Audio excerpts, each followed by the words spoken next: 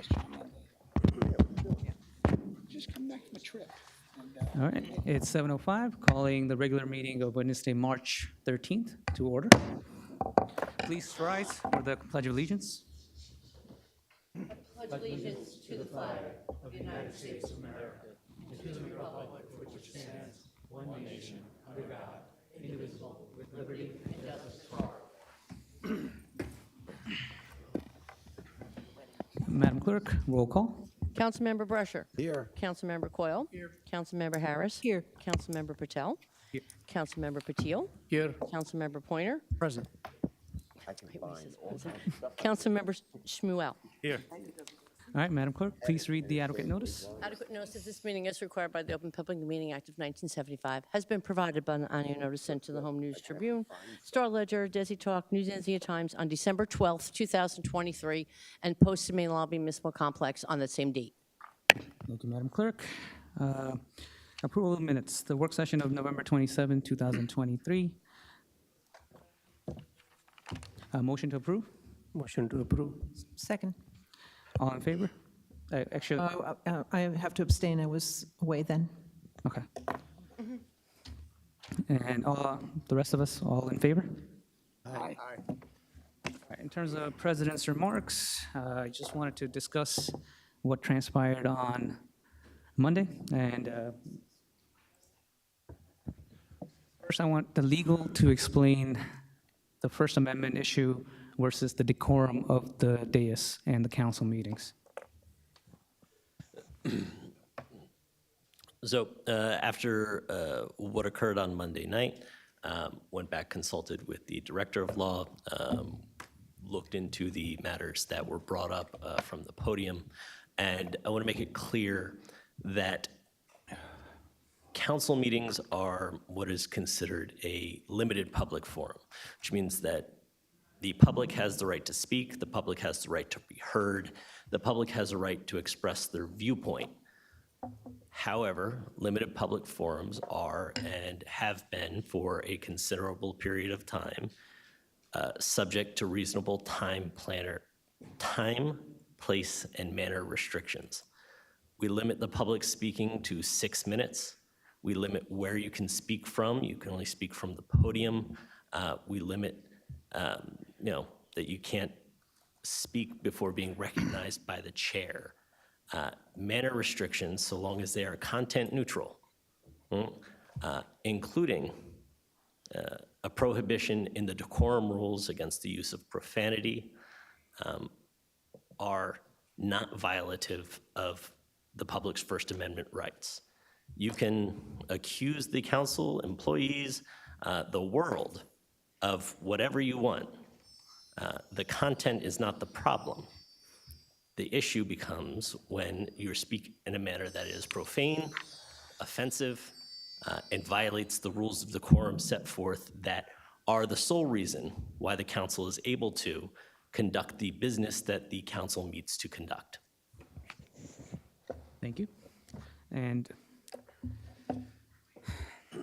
so, moving forward, if you are out of order, I will ask you to stop speaking. And if you continue, your time will be forfeited, and I'll ask you to sit down. And if you don't sit down, I will ask the nice gentleman over there to remove you from the room. That will be the procedure moving forward. So let's everyone have a good meeting, and let's start. For new business, proposed on ordinance public hearing set down for Wednesday, March 27th. Madam Clerk, please read the ordinance. Ordinance adds a residential parking zone to Christopher Court. Can I get a motion to introduce? I move this ordinance to be passed on first reading, published according to law for further consideration and public hearing set down for Wednesday, March 27th, 2024. May I have a second? Seconded. All right, a motion from Council Vice President, second by Councilman Patil. Any council comments? All right, seeing none, roll call, Madam Clerk. Councilmember Brusher. Yes. Councilmember Coyle. Yes. Councilmember Harris. Yes. Councilmember Patil. Yes. Councilmember Pointer. Yes. Councilmember Shmuel. Yes. Council President Patel. Yes.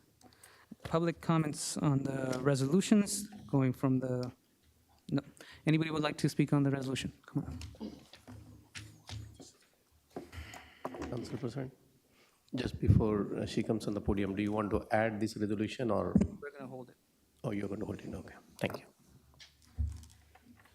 Lois Tarr, Reeder Road, Edison, New Jersey. I'd like to commend the mayor and the council on Resolution 119, that in the rapid way that they appointed these people to the commission, so the commission can get to the business of expanding the diversity of cultures in Edison and let the people know. And thank you so much, and I hope you pass this resolution tonight. Thank you. Anyone else would like to speak to the resolutions? Come on up.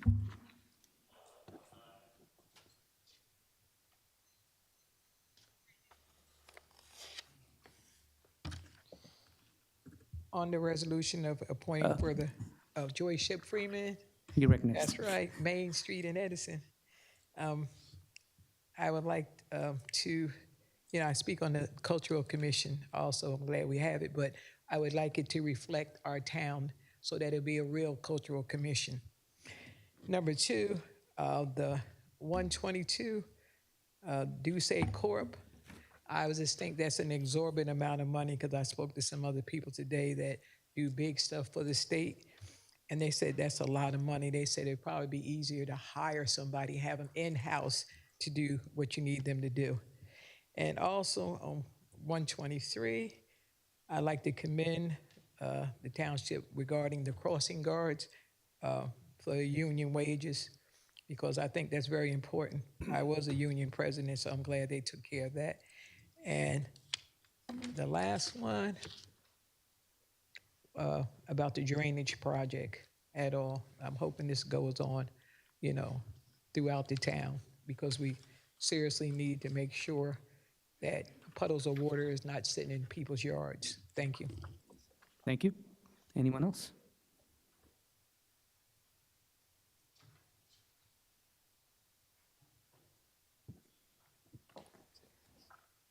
Joel Bassoff, 17 Beach Lane. Is this an appropriate time to speak on the resolution on Amboy Avenue that's going to No. be?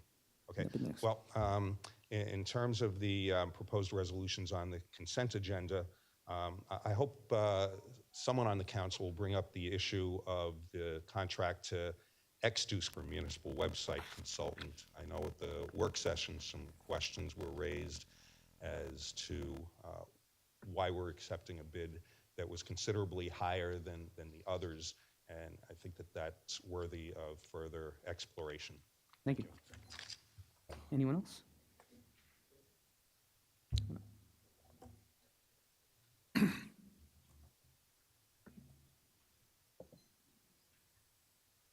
Thank you, Council President. Am I recognized? You recognize? I like that this is closer. Just let me get us a name for you. Huh? A name? Any name would do. Oh, no, sorry, I couldn't hear you. Anonymous. Anonymous. You recognized. Concerned citizen, good citizen. R122? Which one? R122? R122, okay. Okay, resolution accepting bid for Exduce Corp. Municipal website consultant. It's $144,000. We already have a municipal website. I looked at it today. It's a very, very nice website. Everything's there. Is there something that's not on the website that through the council president to Councilman You Brescher? will address me, sir. Thank you. I am addressing you, but through Robert's Rules of Order, I'm allowed to go through the chair to another council member, which I'm doing now. No. Sorry, can you stop Christo's time for a minute? So that you understand, sir, when it says that you're allowed to address or ask questions of other council members through the chair, those questions are still addressed to the chair, and it's up to the chair whether or not to refer those questions to that individual council member, employee, or whatnot. So the questions that you ask do have to be directed to the chair. I know that. I don't understand what the back and forth is. That's exactly what I was trying to do, and I'm being prevented from that. Did you start my time? Through the chair, Councilman Brescher. I find that rather odd what's going on today. $144,000 for website consultant, municipal website consultant, it's rather wasteful. You know, so many municipal employees, they're losing their jobs, they're getting fired, and we're gonna pay someone 140. Anonymous, you gotta face me, thank you. I am. It doesn't matter where I face. You're now interrupting my thought process, and you know that's a violation of my rights, I feel. But how much time do I have left, Marlena? 3 minutes. 3 minutes. Through the chair, Councilman Brescher. $144,000. You know, for one person.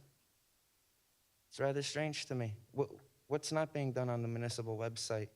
Is this person getting the $144,000? A friend of the mayor, a friend of people up there? That's a good question. Were there other bids that were much less than this?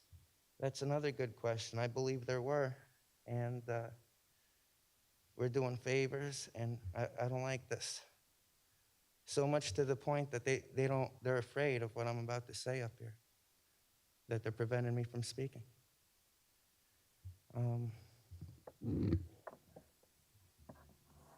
Who is the municipal website consultant? What's the name of the municipal website consultant? His name? That's ex-Duce. Okay. That's the corporation, but who's going to be the consultant and the human being? Do you have any other questions? Okay. You're not going to answer that anyways, then. That's why I say through the chair, Councilman Brescher, because no one answers questions. Sometimes he likes to answer questions. 'Cause he's the... Okay. Well, I'm disgusted. I'm disgusted for R122. I think it is a friend of the mayor, and I think they're going to get overpaid to do nothing. That's more money than they paid Ray Alcantara. So, I mean, and look at all the stuff he was supposed to be doing, but never did.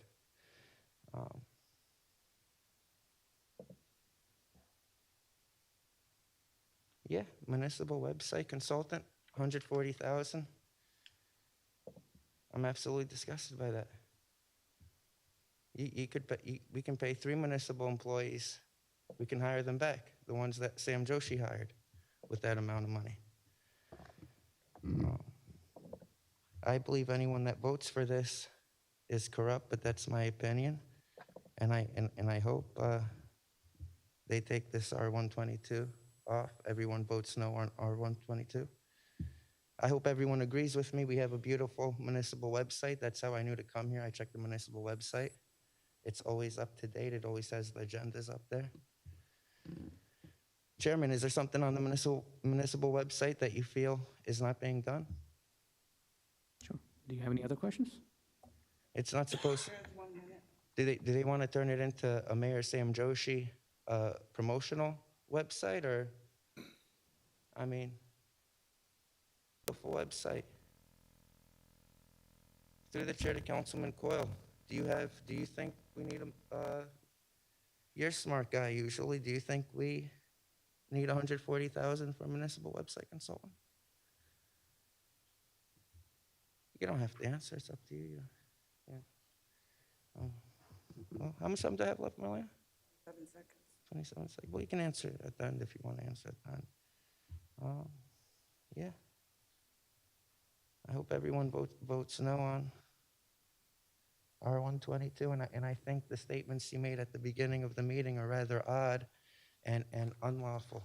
And I don't go by the decorum, I go by the law. Decorum can be somebody's Point of order. personal feelings. It's not in regards to resolutions. Thank you.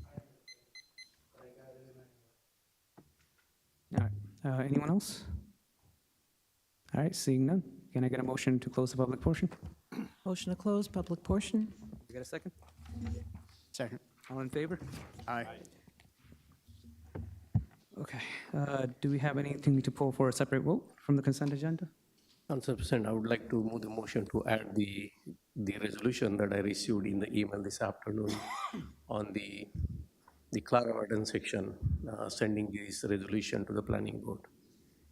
Okay, I have a motion. Do I have a second? Motion? Do I have a second? I thought that was a motion from I move Councilman. the motion to add. Second. Okay, I have a motion by Councilman Patel, second by Council Vice President. May I get a roll call? Any council comments? Yes, council comments. Anybody wants to make a council comment?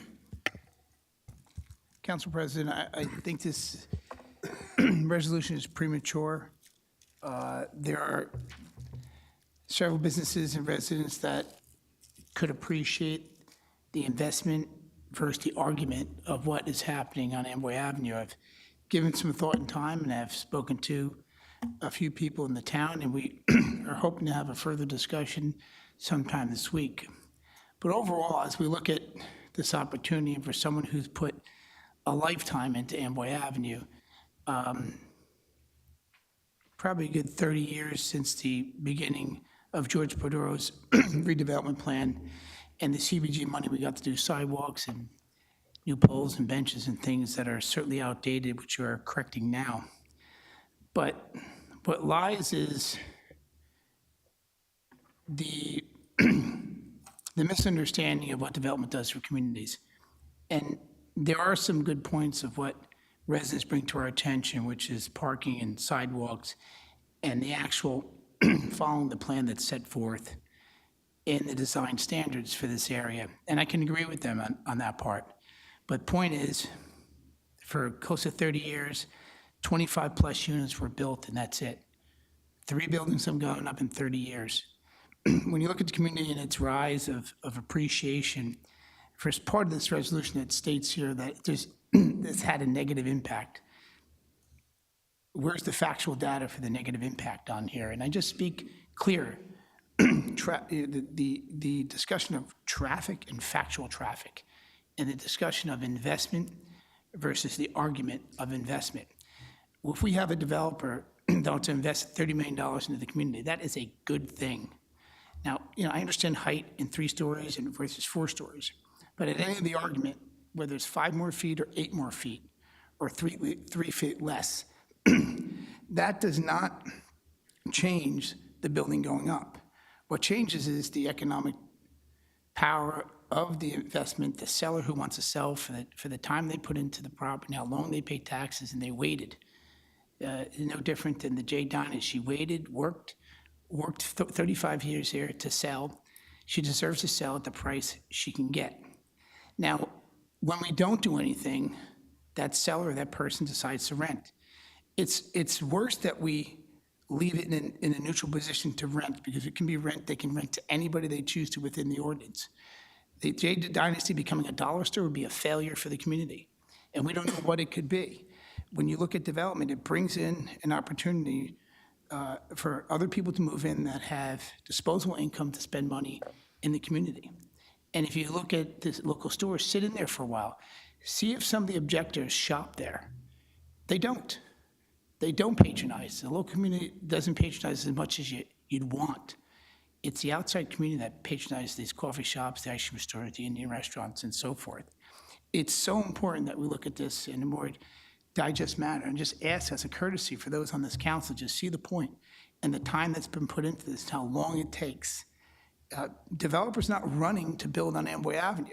I've had this discussion with Oktar. We sat down for an hour. There are some understandings of what we agree to and disagree to. But the fact of the matter lies in the investment versus the argument. Spending $30 million on a block is a good thing if we get people to spend that money, but we're not today. Putting this resolution up and changing Amboy Avenue would only hurt the opportunity for development. This is still a blue-collar neighborhood, and people don't have a lot of money. As we bring in new people to the community who can spend money in the neighborhood, that's important. It truly is important in how we decide that a property will no longer be a rental property for whatever it chooses to be. We steer direction of how the neighborhood is built. And if you look at other neighborhoods that have lost the fight to keep up a downtown, take a look around New Jersey, visit some other towns before we do this. Talk to all the neighbors. And I know there's a majority that comes here, and they spend a lot of time on speaking against this, and they have every right to. But they do not speak for every single resident in Clara Barton. They don't speak for every single business in Clara Barton. And if you go back to those who you're hurting the most, all the businesses that waited, that been there for 35+ years, waiting to hold out and then sell one day or leave it to their kids. All of a sudden, we decide that we're going to take away their economic utility to sell that property. That's where we wrong them, because they paid 30 years of taxes.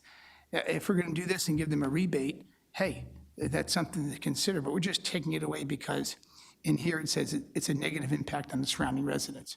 What negative impact have we had, and what study has been proven for that? I don't want to go on and on. I want to curb my time on this, but I think it's premature.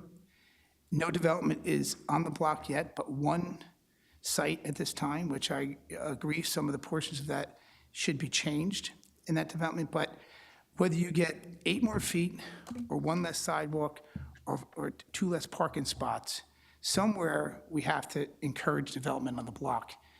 The design standards that are set into this resolution that was passed in 2016 has it all written out. If anything, this council just has to push the planning board to make sure they follow what's in the redevelopment zone itself, because it's all laid out. And so I just ask this council to consider the future opportunity and where the town will go. By taking this away, less investment will come to the block. And again, investment versus the argument is my point. I definitely understand the residents in their argument and no to this, no to that. But, if you look at what's been done, 30 units, 25+ units in 30 years, that's it. Show me where the traffic is. Stand with me in front of a building and show me how this building is causing a big problem in the community. And look at the investment versus the argument. That's all I ask. I'm here. I always have the time. I'll meet with anybody in Clara Barton. They can reach out to the clerk and set up an appointment with me. I'm in the neighborhood every day, and I'm open to definitely review these obstacles that people see as a negative impact and what is the positive approach to this. So thank you, Council President. Council President. Thank you, Councilman Coyle. Councilman Patel? I hear the concern from my council colleague here, and we have gone through the 11th hour resolution many times. In fact, many times even I asked for the courtesy, which was denied without even emergency. But having said that, this is not the topic that was discussed yesterday. Yes, Monday there was a discussion on this council dais, but I was on this council dais 6 years ago when this area was put in need of redevelopment. Now, fast forward from 2016 to 2024, we have 1 or 2 buildings that came up that shows or that signifies there is really no need for the 4 stories in that neighborhood. That's number 1. Number 2 is, if you're talking about economics, we are in the peak real estate market, yet no redeveloper is coming there and filling up the space. We have the vacancies, retail store. Number 3, my council colleague said that not the real estate, but especially about the businesses. I don't think 3 stories is going to eliminate any business. The ground floor is still going to be the business. You will still get the coffee shop, you will still get the flower shop, you will still get the doctor's office, you will still get the Montessori's.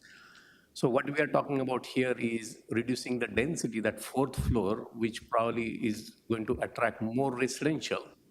And that is not just increasing the traffic, but also not good for our school system. And hence, I think we need to act fairly quickly. I said that on Monday. The problem was there yesterday. The problem is today. And if this council doesn't act, the problem will be there tomorrow. My last point here is we are not rushing through. Once this resolution goes to the planning board, they are going to take 45 days to reevaluate whether this resolution really makes sense from not only the business sense, but land use standpoint of view, the residential there might be hearing. Once that happens, that due diligence happens, it will come back to this council for adoption. So we are talking about good 2 months, 3 months process, so nothing is going to happen. So I hear that it's 2 weeks. I don't think anything is going to change in 2 weeks because this resolution was drafted by our own attorney. This is not something coming from the floor, or this is not my own language, which had happened in the past. And that's what I would say, that I would appeal this council to support this resolution, at least give a chance, let planning board hear this one, let them hear the concerns of the residents, and let's do our due diligence on this. Thank you, Council President. Thank you, Council Councilman Patil. Council President, Council Vice President. I could not agree more with Councilman Patil on what he just said. Again, Akhtar took me on a really enlightening tour on Friday. And I look at the present, and moreover, I look at the future of what could be in store for Clara Barton under the current situation. And there's no question that the traffic on Amboy has gotten worse. I actually have a patient who had gotten into an accident because her car was rear-ended on Amboy. It's very, very tight there. And to visualize monolith types of four-story buildings, I agree with Councilman Patil that it's a strain on the school system, and it takes away from the character of that section. This is really the one section of Edison that has a town feel to it and that has some real character and charm to it. And so I will be fully supporting this resolution, and I don't think it's premature. I think it's overdue. Thank you. Thank you, Council Vice President. Anyone else?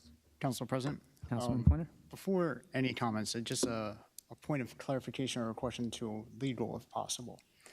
I noticed in here, it says that the planning board has the ability to make any other such revisions to the redevelopment plan as are required to prevent inconsistencies with the redevelopment plan. So the planning board then could come back with either saying that this is consistent, inconsistent, and/or any other design or recommendations as they see fit, or? So the redevelopment plan is roughly a 100-page document or so, with a number of design standards, architectural standards, a number of different building types that allow 3 stories, that allow 4 stories, mixed-use commercial, residential, mixed-use retail. So simply sending over and saying, hey, just eliminate the 4th floor from anything that's mentioned in here doesn't authorize them to make any other changes that change would require. So rather than send it over to them, say, pull this out and we'll deal with any problems it creates after the fact, it authorizes them to do a complete evaluation of the redevelopment plan and what the impact of the removal of that particular aspect of the design and building height standards might have on the rest of the plan, so that they can make any other changes as necessary to keep the plan consistent with the new height requirement.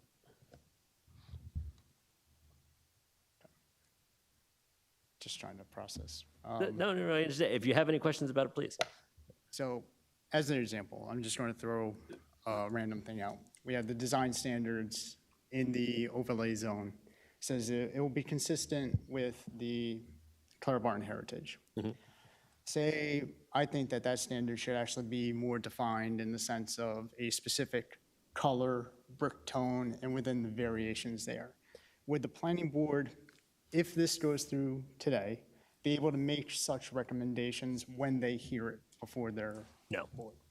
Because that has nothing to do with the requested change to the height aspect of the design standards, and a change to the colors that are permitted or a restriction that's added in there as a result of them doing so wouldn't address the underlying issue, nor would it be in furtherance of maintaining consistency within the plan based upon the requested review and amendment. So if they were to come back with something that is outside of they go, okay, yeah, we're going to reduce things to 3 stories, but we're also going to require that every second story has at least 14 windows.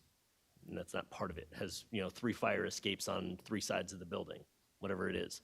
And that comes back as the recommendation. This board then has the right to go, that wasn't part of what you were authorized to review. That wasn't part of what the review and amendment process was designed for, and we think that it creates problems, and just reject that part of the amended plan when you adopt the plan itself. So It doesn't authorize them to do so. I mean, obviously, nothing can stop them from doing so if they choose to act outside of their authorization, but it authorizes them to address the issue that the board, that the council has requested be addressed. And if a modification is made, could an additional amendment, is there any limitation on when another amendment request could be made? And I just, if I can preface real quick, there are certain standards in the overlay zone that I think should be changed in addition to what this is suggesting.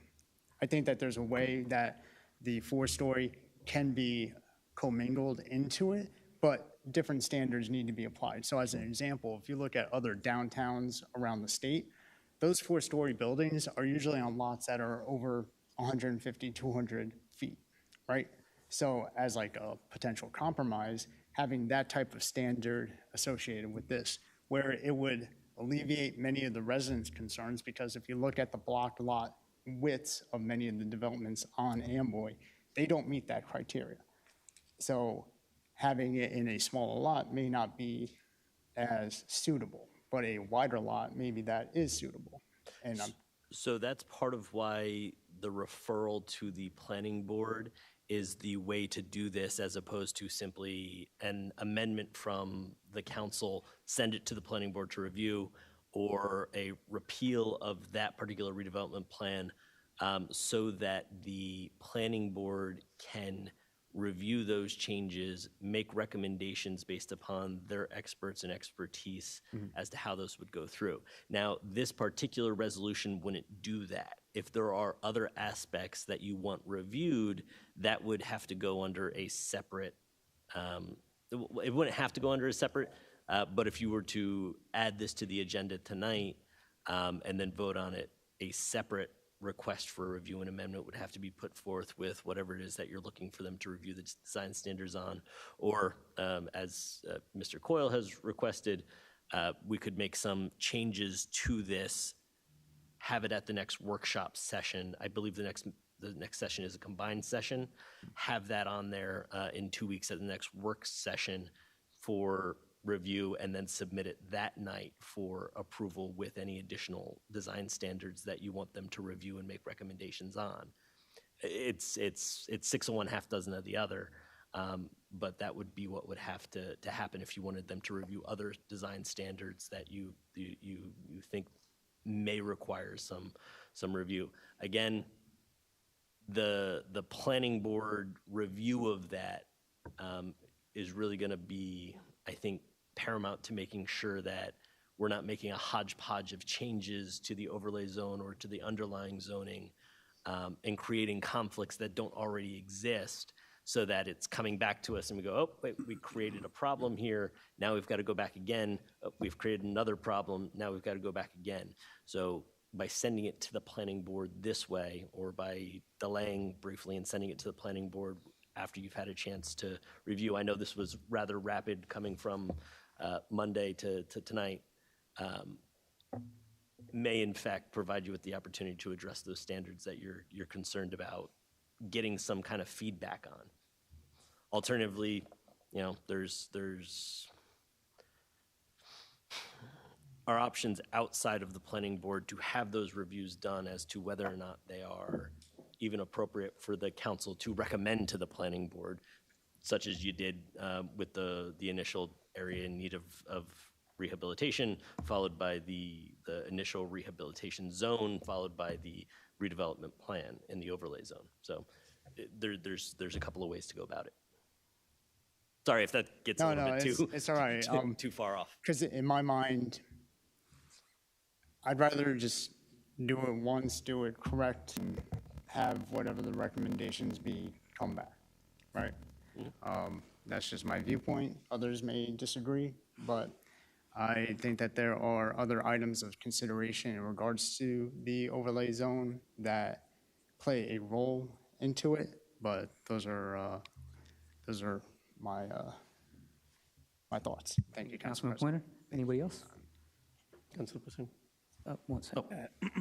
I agree with Councilman Pointer.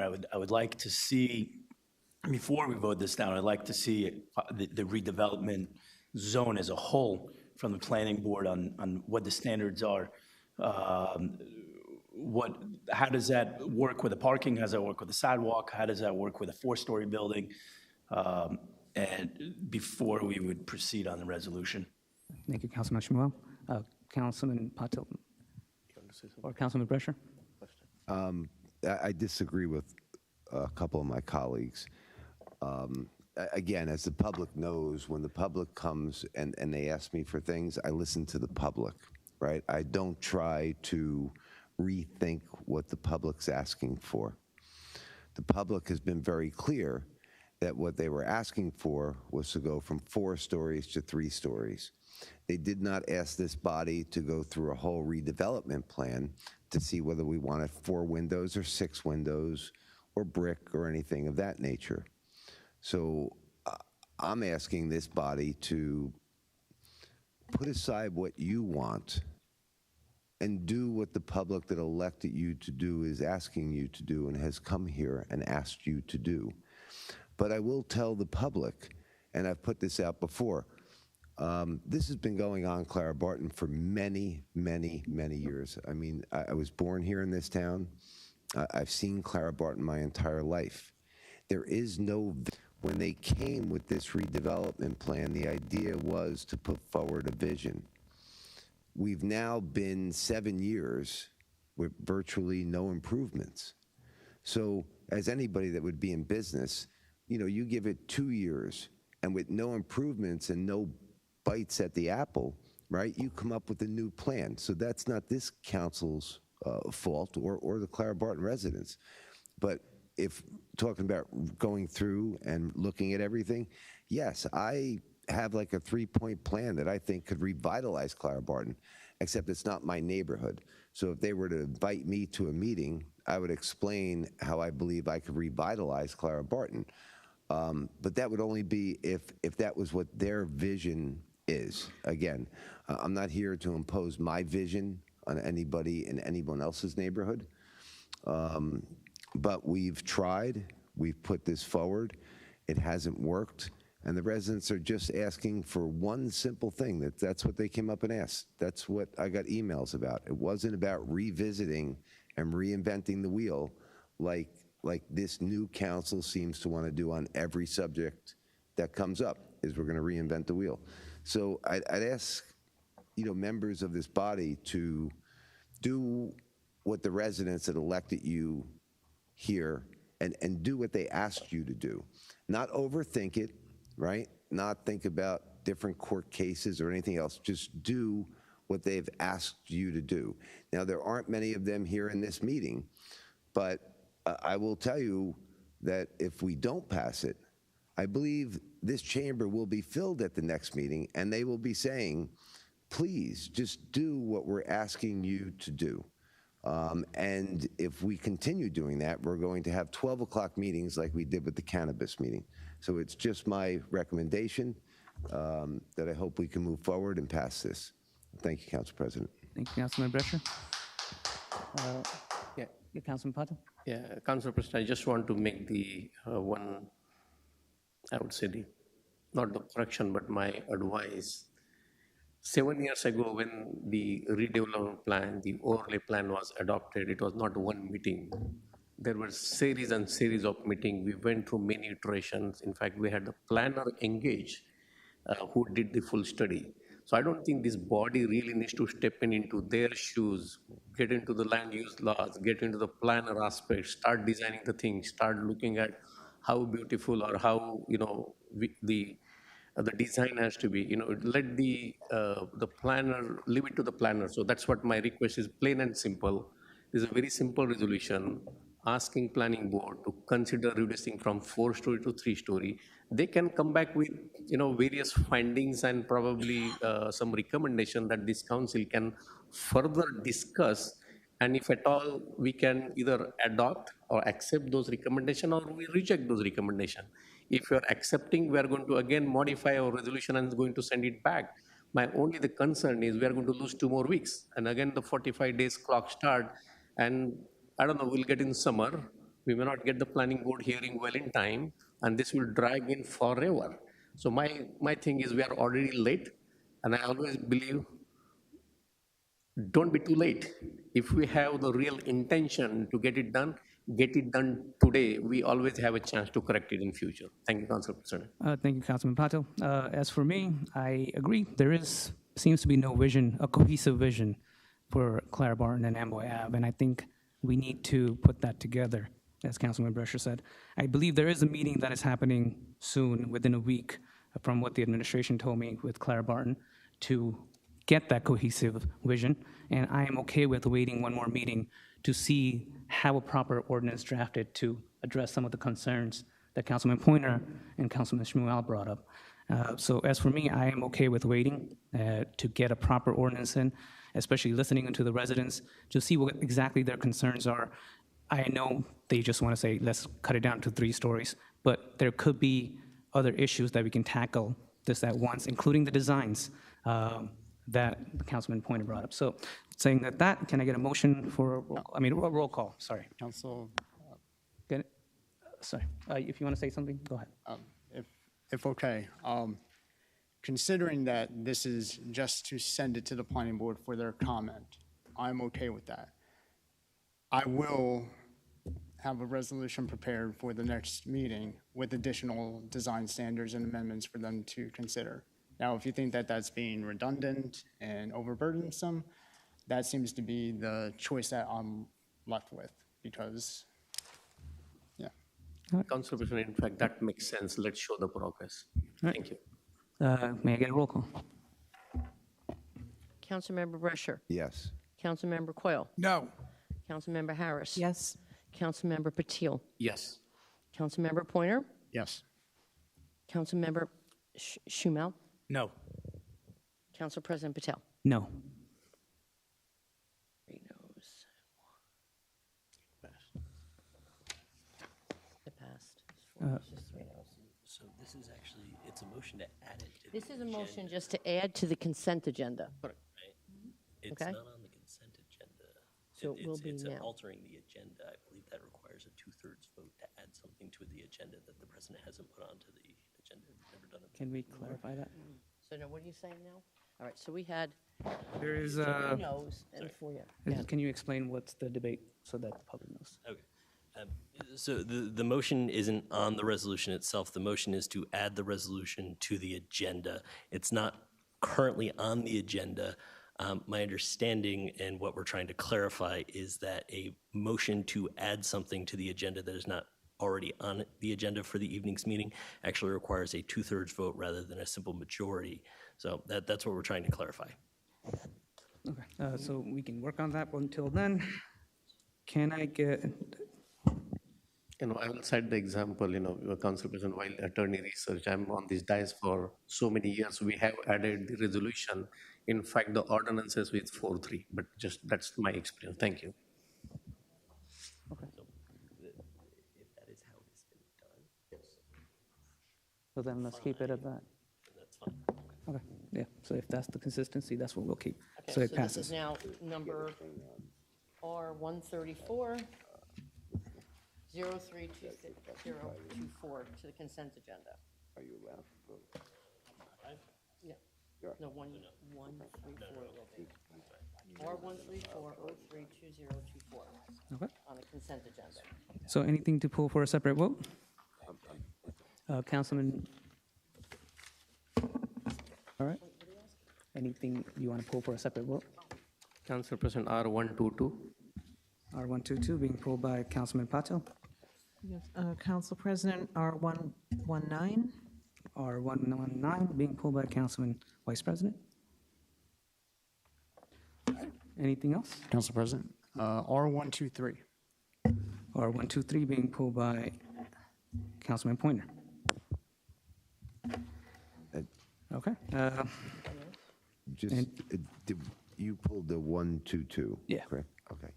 We have 119, R119 by Council Vice President Harris, R122 by Councilmember Patil, R123 by Councilmember Pointer. All right, so the consent agenda is R116 to R118, R120, to R121 and R124 to R134. Motion to approve. May I get a second? Second. So I have a motion by Councilman Patel, second by Council Vice President This is for the consent agenda. for the consent agenda. May I get a roll call? Councilmember Brescher. Yes. Councilmember Coyle. Yes. Councilmember Harris. Yes. Councilmember Patil. Yes. Councilmember Pointer. Yes. Councilmember Schumel. Yes. Council President Patel. Yes. All right, starting with R119, Council Vice President. Yes, I want to echo Lois Tarr with what she said, that we are very pleased that this resolution is about to be approved, I believe. And I also want to thank the mayor for having taken my advice to make some changes to the term limits so that the veteran committee, the commission members, committee that turned into commission members that had been on for a full year are getting the 2- and 3-year terms, and the newer members are getting the 1-year terms. So I'm very pleased to see that this is going for a vote, and that I am hoping that this is approved, and very pleased that we're moving ahead. Thank you. Thank you, Vice President. Any other comments? Council President, I just want to, again, echo the sentiment of Council Vice President. It's a great resolution. Thank you, Mayor. My only the ask is, Council Vice President, you work on getting the funding, and especially start with a T-shirt so the members are recognized, at least in the audience, and they will have the continuous meeting, and they come, they remain active, and make this as a vibrant community. Again, congratulations to everyone who is on the commission, and good luck for the next step. Thank you. Thank you, Councilman Patel. Anybody else? As for me, congratulations, Vice President. I know this is something that you've been pushing for quite handsomely, so I wish you all the success. I wish all the commission all the success, and I hope we can get that Performing Yes. Arts Center. And just a little addendum, that we had secured a free piano, a free spinet piano. It's in really good shape, and it is now sitting in the Ferrante House. So we're real happy about that, too. Thank you. Thank you, Council Vice President. May I get a roll call? Can I get a motion to adopt? Motion to adopt. A motion by Council Vice President. May I get a Second. second by Councilman Patil. May I get a roll call? Councilmember Brescher. Yes. Councilmember Coyle. Yes. Councilmember Harris. Yes. Councilmember Patil. Yes. Councilmember Pointer. Yes. Councilmember Schumel. Yes. Council President Patel. Yes, and I'll do R123, Councilman Pointer. Thank you, Council President. I know that the crossing guard situation was a bit of a hot topic year ago. So it is good to see that we are taking the steps to try to keep things in-house. The wage component to it is good. I think you'll see that it's at the higher end of the spectrum in comparison to other municipalities around the township. It's good to see that the term is for the four years and that there will be retroactive back pay. So I'm happy to see this. I'm happy that the administration is taking these steps forward, and I hope that is a success. Thank you, sir. Councilman Pointer, anybody else? Council President? Councilman Drescher? Yes. I'd like to thank the mayor and the administration for working through this and keeping this in our town. They know how unsettling it was to me when I hear that we're outsourcing. But they did take that initiative, and it looks like it was negotiated fairly, so I thank you all. Thank you, Councilman Drescher. Council President. Councilman Coyle? Thank you, Council President. I am very happy to see this, and I appreciate the members of the council supporting this. When it comes to outsourcing crossing guards, I think it's a huge no. And when you look at the challenges that the police department has, it's not a good thing that police officials are directing traffic and taking away from our emergency management. But when you have 50 plus spots to fill, you hire 60 people to fill those spots. It's no different than a football team. In a football team, you have more than the players on the field in case someone gets injured, in case someone can't come to work. There's more in this budget that would allow outsourcing to keeping it in-house. There's more in this budget to allow us to hire 10 more people that can be backup in the event there are call-outs. On average, I'm hearing there's 5 call-outs. So those people who are sitting in the queue would be called up to work. So the problem relies on hiring more people and having a backup list that those people show up every day to back up so police department officials don't have to be out there. Someone reached out to us today to get in touch with the person in charge who lives local and is a teacher's aide today and wants to do this job. That is a perfect person to be in a neighborhood that lives there and shares the same sentiments as all of us in the community. So I'm extremely happy. I'm looking forward to the administration working harder to make sure we have more guards than we need to fulfill the positions, so we have a backup list. I'm hoping that will come together. Thank you. Thank you, Councilman Coyle. As for me, I am excited by this. I'm glad the administration got this done. I don't believe our police officers should be used to help with the crossing guards, especially they can be patrolling the streets. So I am glad we will have good coverage, and I'm excited by this. So, Madam Clerk, may I get a motion, right? Can I get a motion? Motion to approve? Second? Okay, motion by Council Vice President, second by Councilman Pointer. May I get a roll call? Councilmember Brescher. Yes. Councilmember Coyle. Yes. Councilmember Harris. Yes. Councilmember Patel. Yes. Councilmember Pointer. Yes. Councilmember Shmuel. Yes. Council President Patel. Yes. And as for R122, Councilman Patel? Thank you, Council President. I raised the concerns, and especially thank you, Sonia, for sending the bid specs. However, I still did not get the tech stack, the maintenance schedule, the hosting schedule, some of the nitty-gritty I was looking for. But while researching this company further, I did not find any reference of any government experience, which I heard on Monday council meeting. Hence, I'm not comfortable. Firstly, the cost is too high. The second thing, I don't think we really need to redo our website. And the last thing is we can revamp our current website and still spend less money and get that working. So hence, I will be voting no. Thank you, Council President. Thank you, Councilman Patel. Anybody else? Councilman Brescher? Yes. When this first came up, right, we pointed out that the costs seemed to be exorbitant. Since then, I did find out that I believe the school system, I think the township, if I'm correct, Sonia, we have about 1,100 employees, give or take. More or less, about 1,000, I Okay. would say. The school system in Edison has 2,200 employees. The school system also has 17,000 students that navigate their webpage. And the schools paid approximately $40,000 for their web design. Now, I did do Councilman Bob Deal, Councilman Bob Deal, and I did make recommendations where I told him that if I were the mayor of the town, right, I wouldn't try to reinvent a wheel or learn how to boil an egg better. But there are numerous towns in the state of New Jersey that have the same website. And to be quite honest with you, as a resident or as a resident of New Jersey, right, when I go to look at different websites, it becomes difficult navigating all the different websites in New Jersey. I think if we went down a road of not trying to reinvent the egg, like I said, but were to look to do what these same towns are doing, and there's multiple towns that have the same website, from what I've been told here, that would be a better avenue.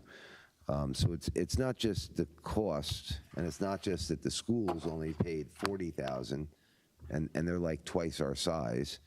But then there was another concern, and I brought that to your attention, where I said the company is from outside the United States. And you did send me that they're registered in New Jersey, and I do get that, but on their website, they are from outside the United States. We are a municipality. We are a government.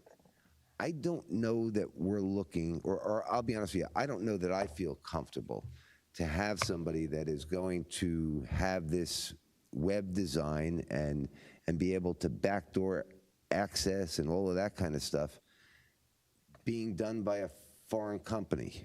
Even though they might be registered here in New Jersey, I think it really should be a solely US-based company. So on that matter right there, when we talk about cybersecurity, and that's all that I hear about, I just don't feel good moving forward. And, where I found that was, I think it was their Facebook page that, claims that they're on a different, I think it was a Facebook thing. And this was something, just so the public knows, I didn't find this. Somebody from the public decided to look into this, and this is one of the things that they put up, and they sent me a screenshot. And the BA did confirm, though, they are registered with New Jersey, like any foreign entity can register in any state and do business. I'm just saying, since we're a government entity, the company, I think, should be US-based. So I don't like this moving forward here. I'd like the administration to relook at this, maybe look at other web design, something of that nature. But thank you, Council President. Thank you, Councilman Brescher. Council President? Council Vice President? I, too, am troubled by the cost factor, and looking at the one that is the next one down from this one, that was eGrove, I think. This is XDuce then. The next one down was eGrove, which was roughly, give or take, half the cost. Looking at the apples to apples aspect of this, I'm wondering, is XDuce really worth that much more? I know that eGrove, they're based in East Brunswick, is that correct? Okay, so they're in East Brunswick. Now, I know XDuce says that they're Edison, but I believe that the headquarters, I think as you're referring to, Councilman Brescher, are in India, is that correct? I don't recall the country. Okay. It was just not, it didn't say USA on it. I kind of wish Jeff Davids were here this evening. To me, he was part of the committee, and obviously it passed muster with him.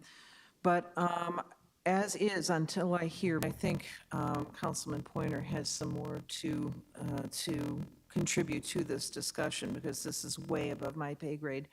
But I'm really betwixt and between, and so I need to hear more before I register a vote. Thank you. Thank you, Council Vice President. Council President? Councilman Pointer? Thank you, Council President. Today's websites, they are not just websites in the traditional sense. They pretty much are applications that everyone uses, whether it's on your desktop, whether it's on your tablet, whether it's on your phone. With that said, how websites are developed, you have front end and you have back end. Front end is what you see. That's the website that we're all familiar with seeing. The back end, that's all the information, how it's gathered, how it's stored, how it's retrieved. What I found that this company has to offer is that they have the competency on the front end stuff. The examples that were provided showcase that they have the competency on the front end stuff. How you access the back-end information is of vital importance, not only into how the website functions, but how that information is used. Now, they do have a lot of expertise from what I was reading in terms of the back-end. And to me, that is a viable asset, because you will know how those systems are set up and how that information can be retrieved and therefore displayed in a manner that is acceptable to us to see. There was a mention about the government aspect to it.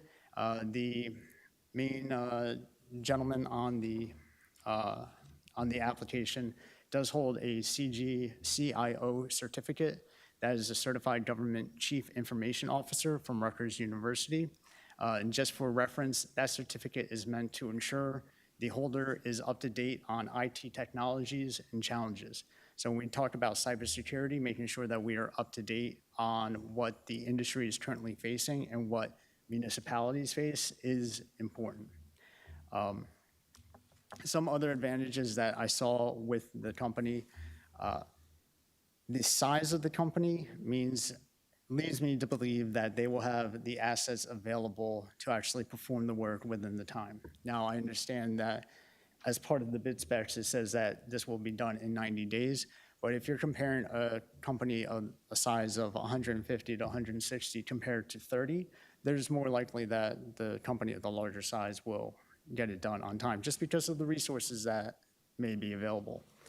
I also like that they offer different web hosting opportunities.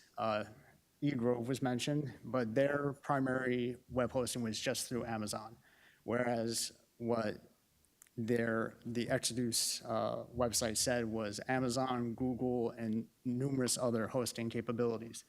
After a year, the township, to my understanding, is going to be taking on hosting responsibilities. So that migration over to whatever system afterwards is going to be important. So having those options available to me is an asset. I liked how they were actually going to be reviewing the code itself. I wish I had printed out the actual code on our website because it's about 50 pages long. With each page that is created, you have to make sure that all the links, all the JavaScript code, all the, whether you're calling PHP, the interaction with the CSS, and I know I'm speaking a lot of coding jargon, but all of that needs to be fine-tuned so that we have a good functioning website. I know that the price is higher than the lower bidders. If you average the high end and the low end, you get $130,900. If they are based out in Edison, which my understanding is that they are, I understand that they do have an international component to them, but I did not take that to say that they were based out of an international location. If you take the median price between the eGrove and the high end, that comes to $139. This is at $144. If you're saying, hey, you're willing to pay a little bit more to keep it local, I think that makes it a bit more justifiable. Thank you, Council President. Thank you, Councilman Pointer. As for me, what I'll say is that I'm looking at their website. Their main office is in Edison, New Jersey. They have multiple offices in New York, Texas, Massachusetts, California, Canada, United Kingdom, and India. So yeah, they are a big company, but their main base is in Edison. Also, this company is the only one that has that certificate, which it is important to me because cybersecurity attacks, just now, if you're Roku customers, a lot of Roku's passwords and emails have been hacked and they're being sold. There has also been previous attacks in other municipalities. So this is a great concern that we need to worry about. And as for the website, I do believe we need an updated website that is the 21st century. You cannot delay this. We need to move forward, and we need to have a better website that serves the community as a center point where we can find everything that we are looking for in the township, where the events are going to be, where everything right now is so disjointed. We cannot find anything in time. So many people are not using the websites. They're using WhatsApp, they're using Facebook, and that becomes their source of truth. I want our website, our township website, something that the taxpayers pay for, to be the source of truth. With that said, I'll take a motion for this. One more thing, Council President, if I may. Yes.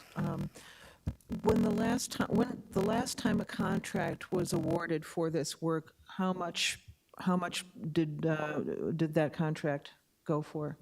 Before the change in the scope. I don't have those numbers here this immediate moment. I can find that out for you and get back to you. Well, for the purposes of voting, it would be really good to have that as a comparison, and when that was and how much it was. I understand. At the workshop, I know there were several questions. I wish it would have come up then, and I would have gladly answered. It's just coming up now. It just came to me. Okay, thank you. Thank you. I'll take a motion for this. President, I need to make the comment because I made the comment, but I heard something which not necessarily true, and I need to make sure that the people or the residents really understand what we are voting for. Number one, I get it, back and front end. I'm an IT guy. This is my bread and butter. Okay. What we are talking about, the technology, is what you referred is probably 5 years old. What you're talking about, the CSS and PHP and all that, it's no longer the state-of-art technology. Yes. Because I'm in the IT world, that's what I'm mentioning that. Council President, you mentioned about the cyber security.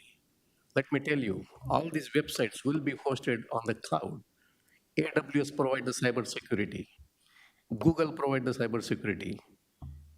Azure, which is Microsoft, provide the cyber security. So what we are talking about, not the financial website, we are talking about the township website, which is not the financial transaction, which is not the health information transaction. So I don't know where the cybersecurity kind of a buzzword playing that important role for voting yes or no. If you allow me, and if you reject this tonight, I will use my 30 years of IT experience and I will redevelop this website free of cost for these taxpayers. Thank you, sir. Thank you, Councilman Patel. I just want to counter that. There's taxpayer information on our website. There is also what we were concerned about with the PDF formats, our plans and everything on our website. That could be accessed. The same concerns still apply. But may I have a motion for this ordinance? Motion to approve? All right. Second? Second. All right, may I get a roll call?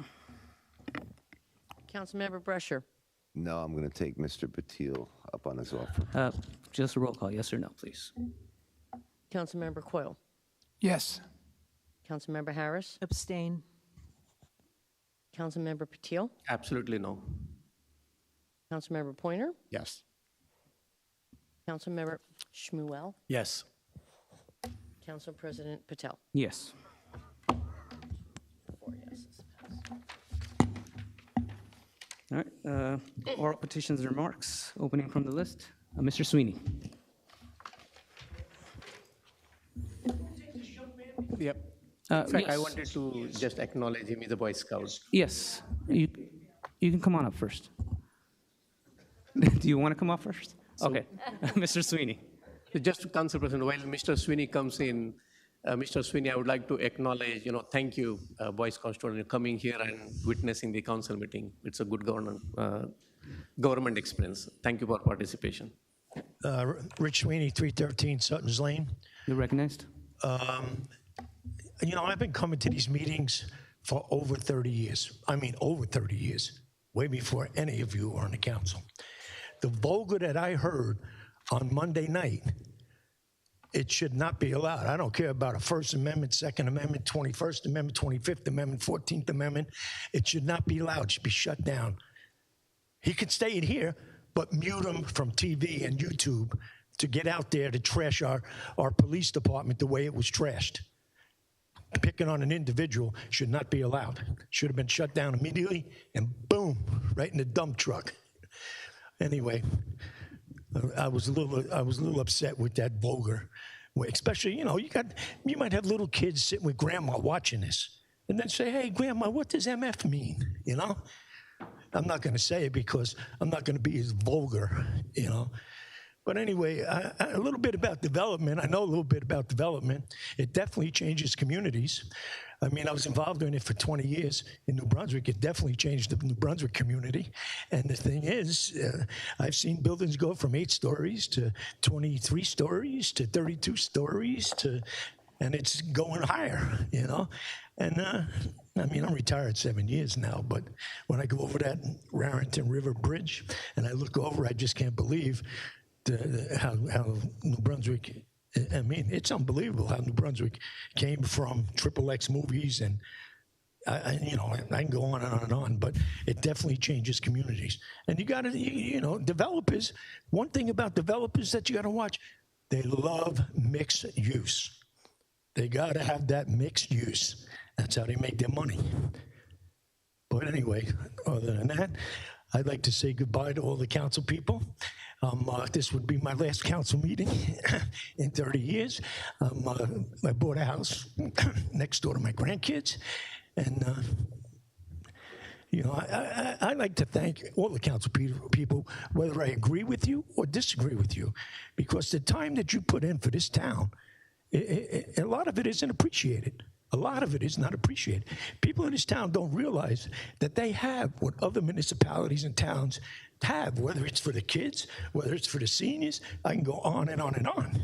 And not only that, in Edison, as far as Middlesex County, it's taxes, whether it's East Brunswick, South Brunswick, North Brunswick, I can go on and on and on. Highland Park, Metuchen, you're one of the lowest tax in Middlesex County. Now, there's one other thing I have to say. If you can change your bylaws to where you have 72 districts in this community, and what happens is when you have one person as a freeholder that can dictate to our political system something's wrong with that picture. When they're taking people down like Cantos, you know, I didn't mind Joshi because he's not doing a bad job. But the bylaw has to be changed. How can 72 committee people be overrode by one person? It's not right. I mean, I watched the court proceedings with this on YouTube, you know, but I think you got to change the bylaws so one person can't dictate to our political system.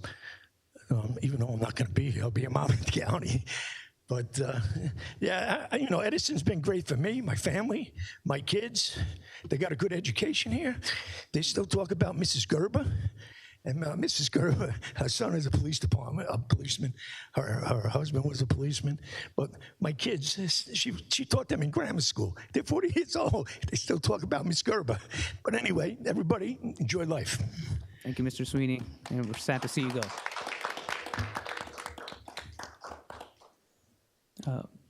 Next up is Stephen Zetterbaum.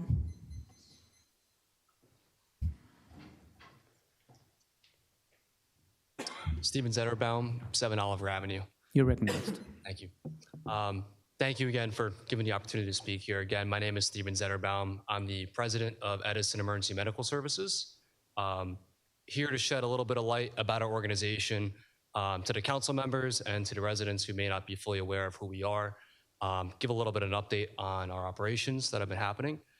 So Edison Emergency Medical Services, we are Edison's volunteer first aid squad. So for those that didn't know, we've been serving since 1935. So there's always been a very good volunteer presence in this town serving the residents. Volunteer ambulance services, billing, non-existent, free for, again, since 1935, quite a long time. And some exciting news, we had an old name, essentially the 3 squads in Edison combined to form what was formerly called Raritan Valley Regional EMS. And we've successfully changed the name to what it should have been, Edison Emergency Medical Services, last year. So it's a pretty exciting update for us.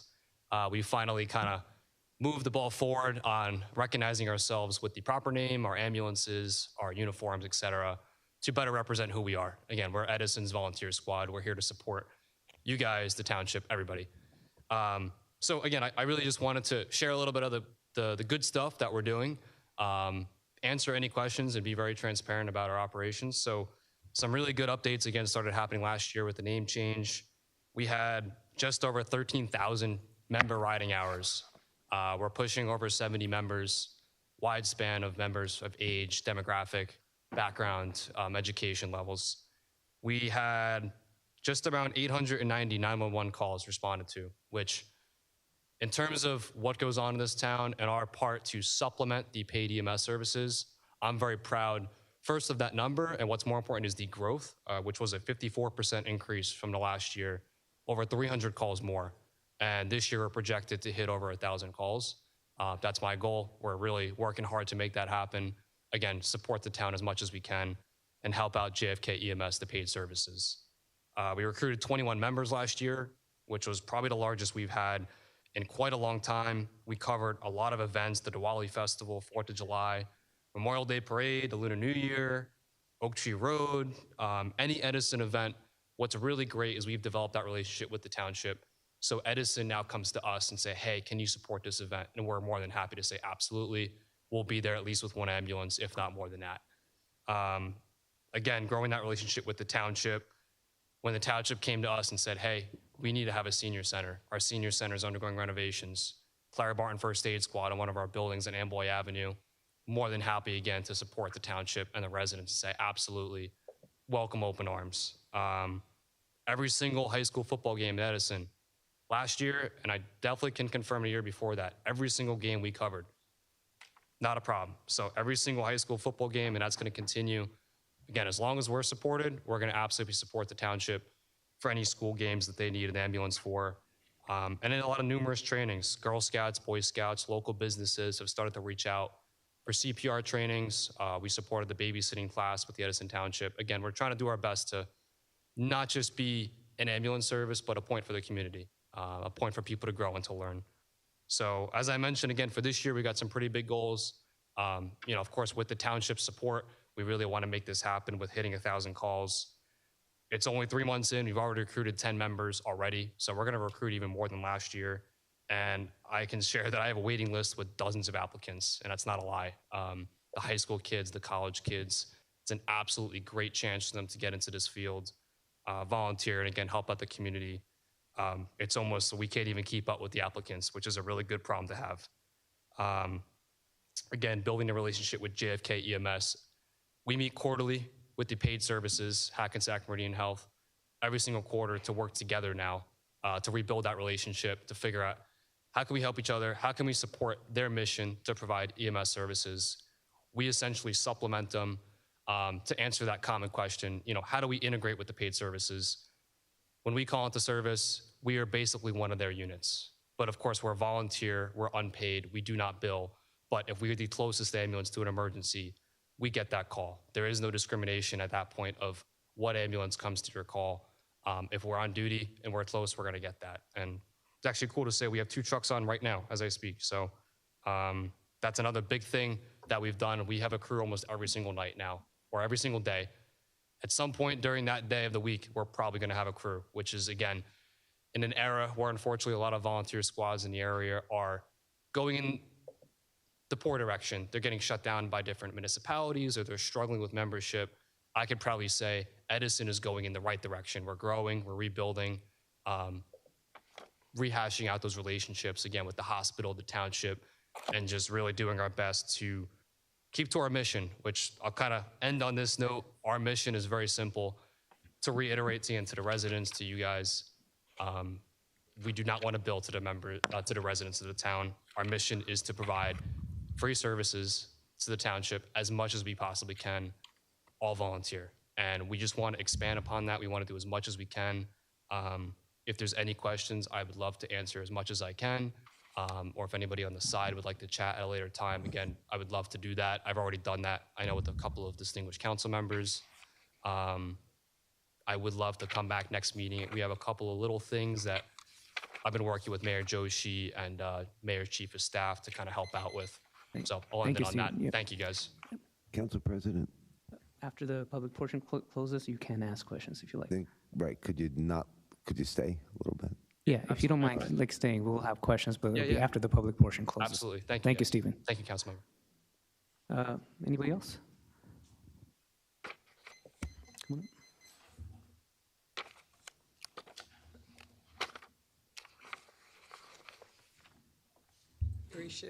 Joy Ship, Edison, Main Street. You're recognized. Yes, like the young man who went back there, I remember I told the council earlier in the year about you changing your name to Edison. I'm very glad of it because it fits right in, it fits a lot better. And I applaud you guys and I applaud all the things you do because that's really a tough job to do at all, because I'm getting nervous when I see like blood or anything. So I super applaud you guys. Now, just like he went down and sat down, I spoke to a couple other people and they really have issues with the way you've changed this thing around because when questions are fresh in their mind and this young man is up there, they would rather for the questions and stuff to be taken care of then. They said the problem they're having with this whole new way of doing things, first of all, the stuff is always out of hand and it's, when more people come because of the way that it's set up. Now, some people, like another person that told me that was here the other time, she said, I couldn't wait to the end of the meeting, waiting hours to get an answer for something. Like why was on my mind now, I want the answer now.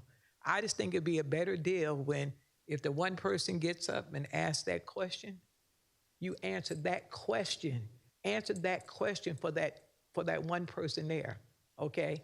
And the way it's going now, I don't know, I guess it had more decorum like last year because you got to get a real answer up front. And the way it's going now that you have to wait and the way the hours go by and the time goes by, you don't get to answer that. And that's what's mentioned when I was in Stop and Shop, when I was in the bookstore, every place I go, they said, you do not answer their questions. You wait to the end, and by that time, they said it's so many other subjects that came up in between that they don't get the full answer and the full response of what they're asking. Okay, so I'm saying that too. I'm telling you that from a classroom size. Also, the reason why people are having a whole bunch of problems is the master plan. Like, come on, we were playing this game with the community saying, oh, we'll have it in 100 days, we'll have all this stuff taken care of. That's why the Clara Barton people are here. That's why the cannabis people are here. If they had all that stuff done by now, going on 2 years, then they would be able to see in which area all this stuff is. They don't have the ability to do it. And the other person that was talking about dollar stores and all that in the downtown area, tell them don't worry about it because 1,000 of them are closing already. So that's a done deal. So also the thing about the amount of money that's spent on, I know all about cybersecurity and all that stuff because you have to do all that training. I belong to a commission that services the whole state, and the amount of money is cheaper than $144,000 than the website. You know what I mean? You may be able to tell some people who don't have a clear idea of what websites are, but I know Councilman Patil. I know he knows. He knows. Other lay people read and they discuss it, but if somebody's doing that for their bread and butter, that's the person that you really should be listening to, that person who does that for their bread and butter. And then they were asking me, what did Councilman Brescher mean by pay to play? I don't know what that was meant by. They said, what did he mean by pay to play when it came to the website? I'm not sure of it. I don't know at all. They just told me to ask that question. And finally, with the seniors said that some of them have joined other places like Metuchen and different places because they have ceramics, they have knitting, they have all these different things for them to be involved in. And last but not least, it's a little better on the council tonight. It's a little better because it looks like people are paying attention, whether they're paying attention or not. And another thing, at the library, that thing about the library, about the administration wanting to close the library. I was there last night and I thought it was just disingenuous of the people that he appointed for the library for them to scream and yell about change orders. Speaker has 1 minute. Yeah, about change orders. I said, the council from the administration does tons of change orders. I said, but you guys are doing change orders just to slow the library down, just to kill it off. And I think that's very unhealthy for our children with all this book banning and stuff to have anything closed that would represent education. Thank you. Thank you.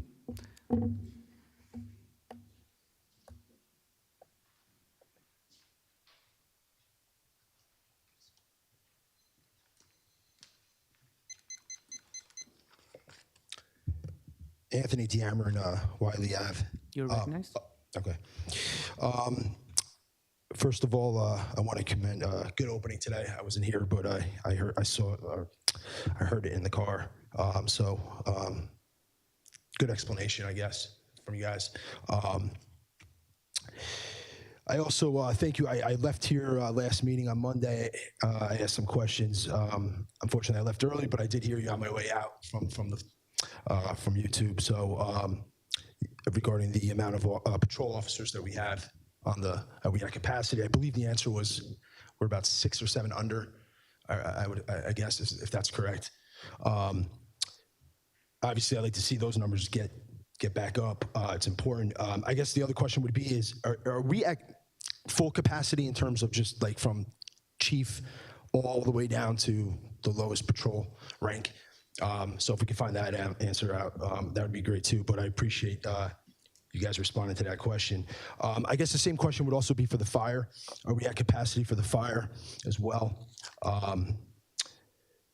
And the firehouses. I heard there was talk about a while ago about there needs to be upgrades to some of the fire stations. Is that still, are we still in need of that? Also, there was a bond, I believe there was a bond a couple years ago, maybe under the previous administration, I'm not sure, that was supposed to take care of some of these cosmetic upgrades. I thought there was a bond, maybe about over $1 million or so. Which cosmetic updates? For the fire stations, I think it'd be Station 1, Station 2. I don't know which station it was. I think there was a bond, maybe 1-point-something million. So have their upgrades have already happened with the firehouses? If not, did we bond out for that already? Over $1 million? And if we did, has it been used? Would be my other question. So I'm not sure. I could be wrong on that. So if somebody could maybe check, we did bond. There was a bond for that for some upgrades. So, and I think that's just about it. Oh, and the first ADIs. It's been a while. I recognized them when I came in, but I did a tour up there with these guys a few years back. Did a video with them. They do great things up there. They are they're all volunteer. They're passionate as hell, as you can see. So they're a huge asset for the town. So just wanted to say that. Thank you, Council President. Thank you, Anthony. Crystal?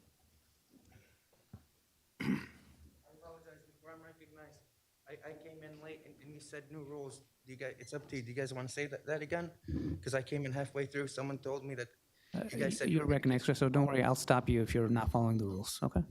Your name. Oh, no. I follow the rules. I think you don't know the rules. That's where the problem lies. So.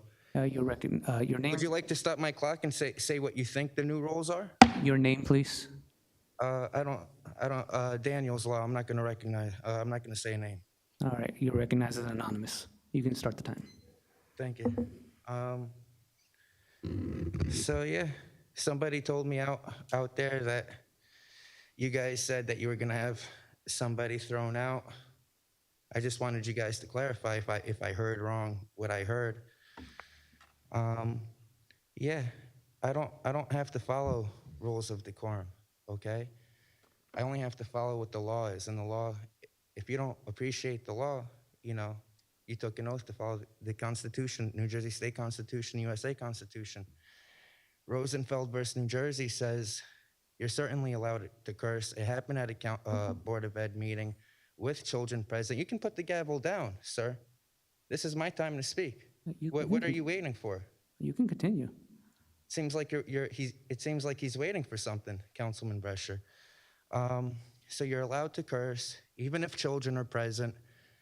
You cannot remove somebody for cursing and claim decorum. You can, and then you face the lawsuit.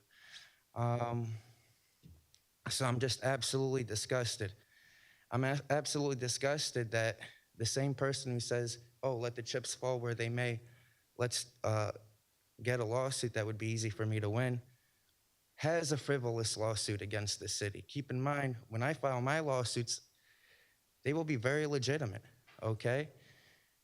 $250 a week, no-show job for Mayor Lankey for what? So he doesn't bash Mayor Lankey on his fake news site that nobody watches anyway? I'm absolutely disgusted. I did nothing wrong the last meeting. I want to thank you, Council President. I want to thank the lawyer. I want to thank Councilman John Pointer for last year for treating people with human decency and respect. But yeah, I did nothing wrong, Council President, and I'll explain to you what happened at the last meeting. I did my complete lawful activity. Nothing was wrong. You guys charged me. I was in jail for 8 days. Over 2 years, I couldn't use my social media. I couldn't generate an income through my social media for over 2 years. I used to give my mom my YouTube paycheck, and then when I finally did get my YouTube paycheck on the 21st, 2 years later, she passed away 2 days later. So all I was doing is explaining my feelings to the deputy chief. Before I send the deputy chief emails to update me on the predator catcher, no response. Before the meeting, before the meeting, I saw Deputy Chief outside. I asked him questions. He smiled about it, walked away. Well, lawyer, what's the appropriate time, place, and manner? I come to my council meeting when it's my time to speak, to air my grievance to the Deputy Chief. Now he can't run away from me anymore. What happens when you show up, when you follow someone out in the road or show up at someone's house, you guys claim harassment. So we're trying to do the appropriate time, place, and manner. I did nothing wrong. And if you think you're going to change the rules on people, that's absolutely disgusting. We have a young kid that's going to be a Boy Scout. You should set an example and not be tyrannical. You understand? And I think you did a good job yesterday. There was no reason to kick me out the meeting. I disagree with what Sweeney said. I'll come back for the rebuttal. But to hear from someone who used to be the mayor's assistant that both kissing up to Han, kissing up to Joshi in hopes so that he could get paid to be Edison TV, absolutely disgusting. If I want to come up here and air my grievance to the Deputy Chief, to the police, who are always running away from me every time I ask them for a meeting, that's up to me. That's their fault. That was my time to speak to them. If I'm wrong, somebody can tell me I'm wrong. 2 years, I couldn't generate an income. Thousands of dollars lost. I'm trying to lift myself out of poverty. You understand? What you guys did is absolutely disgusting. And to be gaslighted by an abusive man like that, and to be gaslighted by abusers like you to say, oh, now we're going to change the rules? Nothing was wrong. Nothing happened.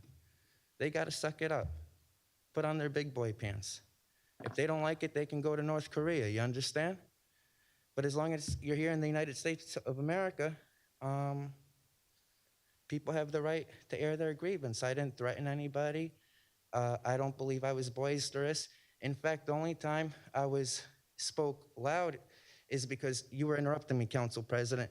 And in order so the microphone can catch the audio, I try to speak a few decibels than the person that's interrupting me. It's not that I'm yelling.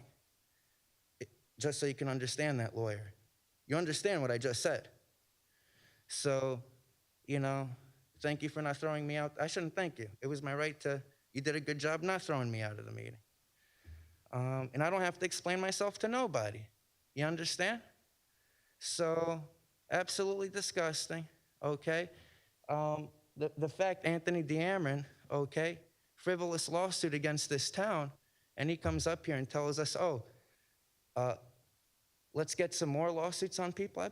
Absolutely bad advice. Somebody who steals socks and impersonates DEA agents is going to tell me how I'm going to use my freedom of speech? Absolutely disgusting. How much time do I have left? God bless America, and thank you very much for treating me with human decency and respect. Anybody else?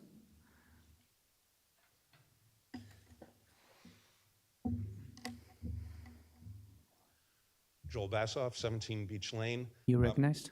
For one thing, I'd like to get some clarification because the proceedings earlier were a little bit confusing about the Amboy Avenue resolution that was to be added to the agenda. So my understanding is that it got 4 votes and to be added to the agenda and therefore should have been. So is that correct? Because that will impact on. I will let legal explain this. So yes, it got 4 votes. It was determined that it would be added to the agenda. The issue being that under normal rules of procedure under Robert's Rules of Order, the chair controls the agenda, and overruling the chair's agenda by adding an item to the agenda that's not already there generally requires 2/3 votes. What was explained to me after I asked that question, what was clarified for me, is that this council has chosen in the past to allow that to be done with a simple majority vote, which I'm fine with. I just wanted to make sure that the rules were being observed as they had been observed previously and that it remained consistent. So it was added to the consent agenda and then voted on as part of the consent agenda and approved as part of the consent agenda. I see. So it has been then sent to the planning board. Very good. All right. It was really just making sure that the proper procedure was followed to make sure that there was no question about it. Right. Well, I appreciate the clarification, and just for everyone's information, the municipal code actually allows the council to add an item to the regular agenda with an affirmative vote of 4 council members. I think it's 2-2.6D. So you're covered. You don't have to flip through Robert's Rules of Order. Another suggestion. As you know, I've been here in these council chambers about 2 months, so that's why I wanted to make sure that it was done properly. Right. So I did confirm that afterwards and did check the municipal code for it afterwards, but in the moment, there was the question. No, understandable. There's a complex interplay of rules and procedures that take place, but as a member of the public and someone who's visited Clara Barton many times, someone who's spoken to many Clara Barton residents, I'm gratified, and I know a large segment of the community is gratified that the process has been set in motion and that this will go to the planning board for a recommendation. And we're all looking forward to a resolution of the matter that is consistent with what the public wants. And the public has really made it loud and clear what they want in terms of development on Amboy Avenue. Suggestion that I'd like to make in terms of the recordings of the meeting, I noticed that the recording work session has been removed from YouTube and from the Edison TV site. There's really no reason why that can't be restored to the site with any offensive language, either muted or bleeped out. I'm sure that Edison TV has the technology for it. If they don't, it would probably be worthwhile for the township to spend the money to get a bleeper or a muter so that the public can once again take advantage of being able to view an entire meeting and not be deprived of that meeting just because there are a few seconds that were offensive. So, thank you. Thank you. Anyone else? Any first-time speakers?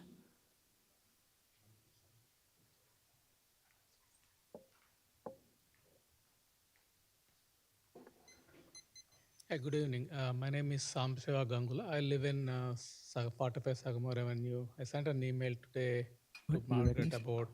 Can you please speak closer to the mic? Sorry. Yeah, can you hear me? Yeah. Yeah, so I live in basically the duplex home where it's a giant home where I applied for alterations of my home, where in my community so many people are building. So I have submitted the application for zoning office. So they have sent me an email, right? Patricia sent an email that get a consent from my neighbor in July 25th. So I shared the same information with my neighbor that he is not willing to sign. And then the agreement says that, are you okay with the any sidings or the, any other elevation issues, but he's not willing to sign. But it's almost more than 7 months I've been waiting, right? So there's no time bond and then he's not proceeding. But everybody else is been building, but because of one condition that, neighbor has to mandatorily sign. It's been holding the general approval right now since last 7 months. Okay. Council, is there something he can do in that particular situation?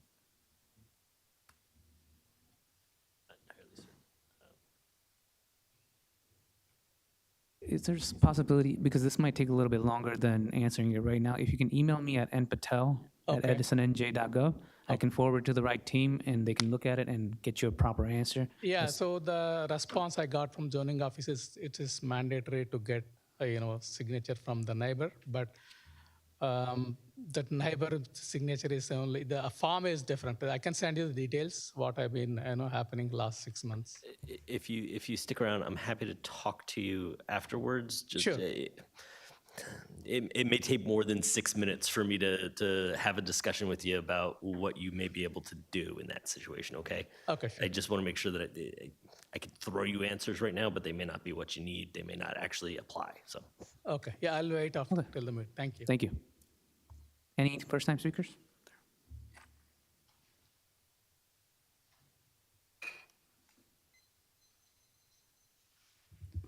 Akhtar Nasser, Pleasant Avenue. You're recognized.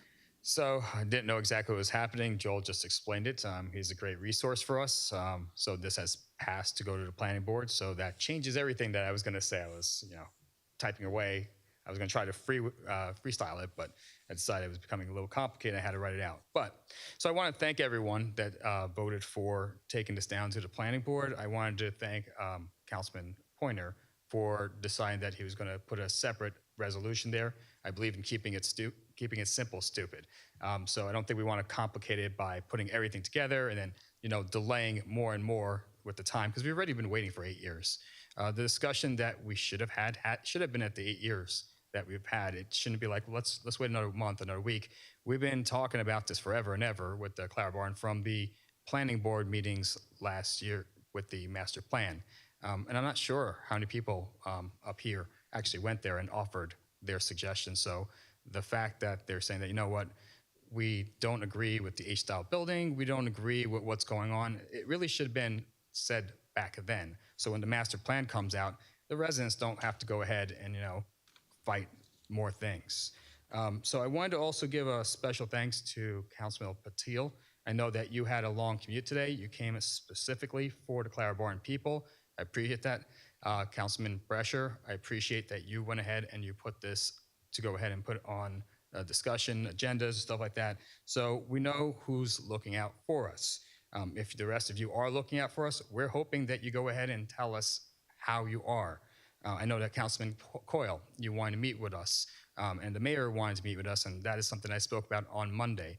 I had the mayor call on Monday, and I asked for specifics. I was busy. I couldn't really talk at that moment.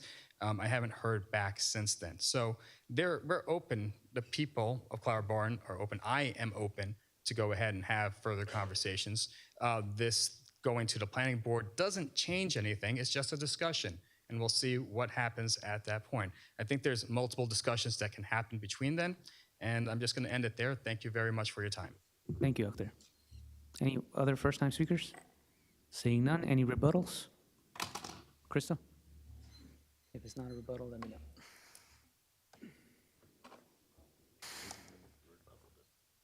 Thank you. Am I recognized? You're recognized, and just remember, this has to be a rebuttal. I know the rules. I know what a rebuttal is. I'm going to rebuttal what Mr. Bassoff says and what Mr. Sweeney said.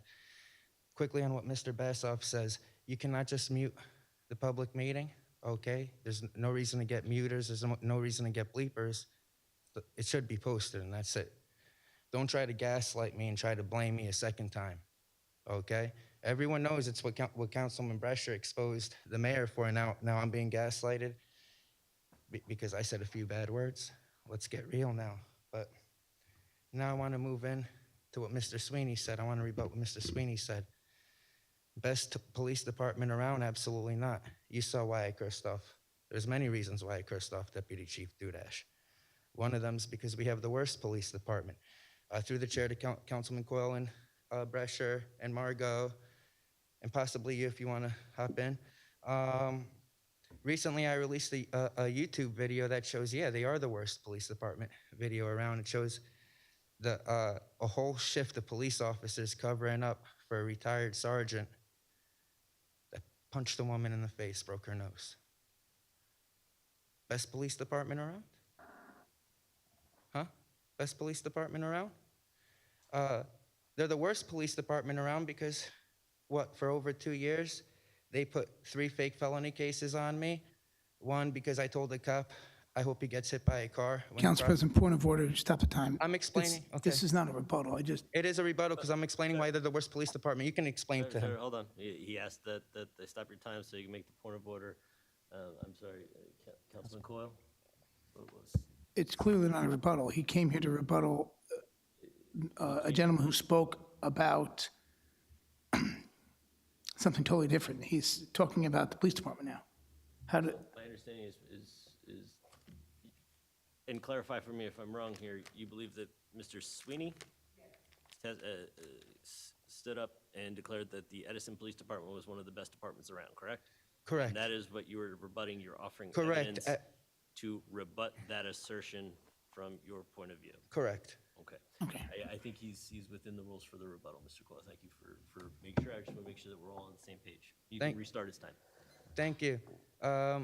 They got me with the predator catcher case, slandered me all over the media.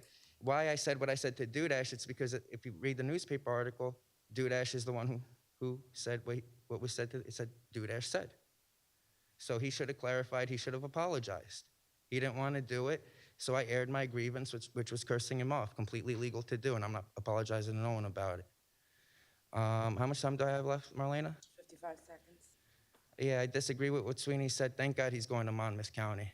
We need, All right, you're going off for base now. no, I'm not. No, I'm not. That's not necessarily. No, I'm not. I'm allowed to. I got 50, how much seconds do I got left? 41. 41 seconds. So for Mr. Sweeney to not like what I said up here, he's not a victim to the Edison police. I am. Many other people are victims to the Edison police. And I don't want these township employees and people who have family members in the police department to come up here and start gaslighting us like we're the ones who did something wrong. This is the exact place for us to come and air our grievance, so hopefully a change can be made. And if they don't like it, these are the people that come to promote themselves or promote their fake political agendas. Why can't residents come up here and say, hey, they did me harm? Thank you. Point of clarification, Council President. So that your time is done, you can have a seat, sir. But to be clear, the airing of grievances is not something that is prohibited by the council rules. Criticisms of the township departments are not prohibited by the council rules. You can come up here and say it's the worst city in the country if that's what you want. We don't have to agree with you. I happen to personally disagree with that, but that's your right to come up and say. The restrictions that the council and that we believe are appropriate are the manner in which you express those opinions, and the rules of decorum dictate that you must do so respectfully. The use of vulgarity, the use of obscenities in the expression of that opinion will subject you to enforcement of the rules of decorum, which is not a change of the rules, it is an enforcement of the rules as they exist within the code. Thank you for that. Seeing no other public comments, may I get a motion to close the public portion? Motion to close the oral petitions and remarks. May I get a second? Second. I have a motion from Councilman Pointer, second by Council Vice President. All in favor? Aye. At this point, I would like to ask if we can motion in Stephen as we want to do questions back and forth, and I think many of the council members might be interested. So may I get a motion to have Stephen Zetterbaum come up to the podium so we can question? Can I get a motion? Motion to allow the gentleman to come up to speak. Second. I have a motion from Councilman Pointer, second by Councilman Patel. Is this all in favor? All in favor? Aye. Essentially suspension. Hey, so I will let Councilman Brusher start if you have questions. Yes, I have a question. And this goes back to the first time that I actually ran for office. Right before that, we disbanded our EMS and we outsourced it to JFK. And as anybody's ever heard, right, I'm like against outsourcing. I know that you guys had a period where they weren't even giving you calls, right? So now you guys are working like in conjunction with each other, and I think that's a great thing. But there was one thing that you said. You said that you do not charge for your services. And I'm going to ask a question, and I don't know if it's something that you and maybe the administration could work together on, but everybody has insurance, basically. And if you don't have insurance, then you can't afford to pay for an ambulance call. Currently, right now, JFK provides an ambulance service to everybody in Edison as a resident. When they show up, they come, they pick me up, and they did. They took me to JFK.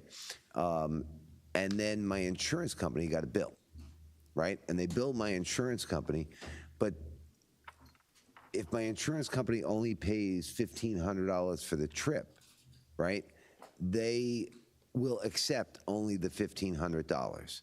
So they don't charge the residents more, and that's what they told me. They don't charge the residents more, but they charge the insurance carrier.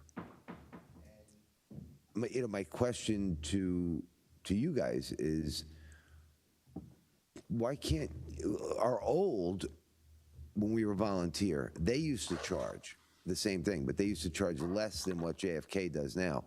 My question is, can you guys charge the insurance carriers? And like if my council colleague here doesn't have insurance, you wouldn't charge him, right? And you would just delete that. But as long as his insurance would pay, that you would charge a nominal fee of whatever it might be, $800, $500, $1,000, that could be used to new equipment, trucks, things of that nature.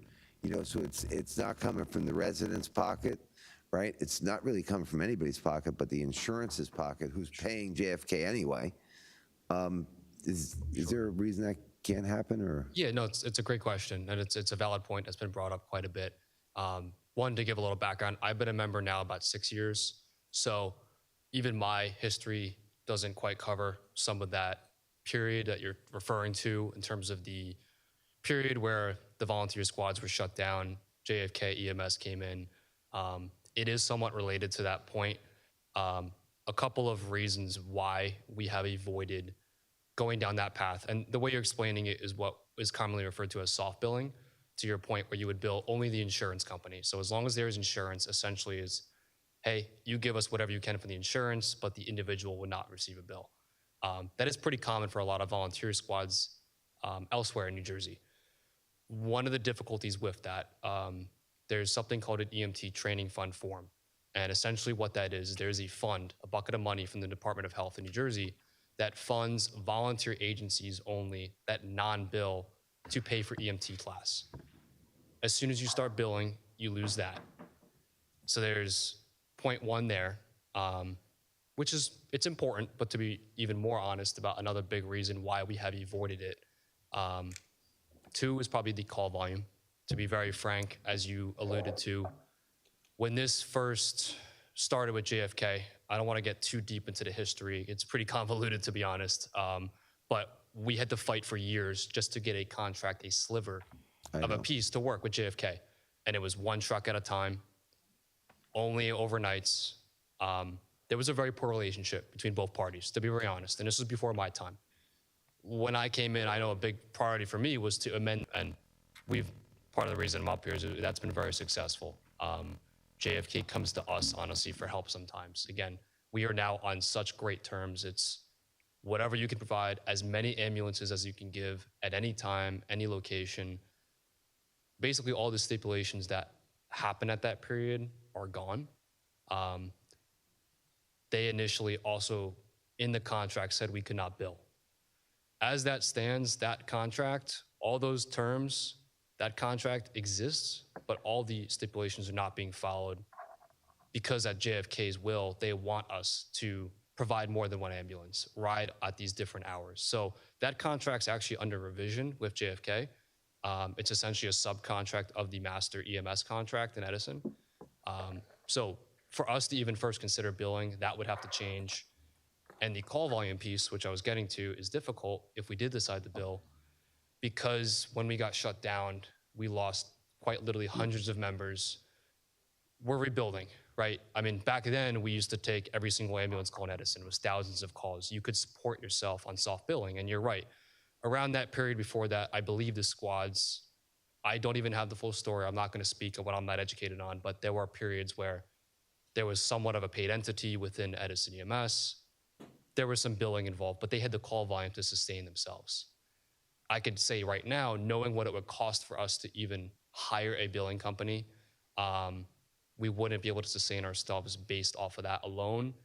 And lastly, to answer why we've decided not to do it, we'd be worried about losing donations from our residents, which our resident donations are what keeps us afloat right now, amongst some hall rentals and the gracious like Edison Township donation. Similarly, there's a concern that if we start billing again, and I even tend to lean towards, I don't want to bill. I would like to just make it very simple. No about that continuous township donation. The fear is that if we start the bill, the township might reevaluate and think, well, why should we be giving you a donation if you could sustain yourselves off of billing? And I can tell you up front that we couldn't sustain ourselves off of billing. So hopefully that answers some of your questions. I can elaborate more if you'd like. No, I get it. It's pretty complex. It's difficult, but No, you've been beaten down to where you have nothing, and if you cause a ruckus, they're going to take away the little that you have. I understand that, but I'm just thinking from a township perspective overall. To help, I'm happy to see volunteers. A lot of my friends are EMS volunteers and fire volunteers throughout New Jersey, and they don't do it. It's not about the money. It's about the job. They enjoy, helping the public. So I thank you guys for sticking with this and sticking it out, and I appreciate your service. Thank you. Thank you. Thank you for the great question. Thank you, Councilman Brescher. Council President? Councilman Pointer? Just a little bit of a simpler question. If anyone wants to contact you guys to find out more information, where should they go to? Yeah, so we have a great website. It's very simple, edisonems.org. There's a lot of information on there about requests for public records, hall rentals, how to join, donations. Pretty much everything you need would be on that website.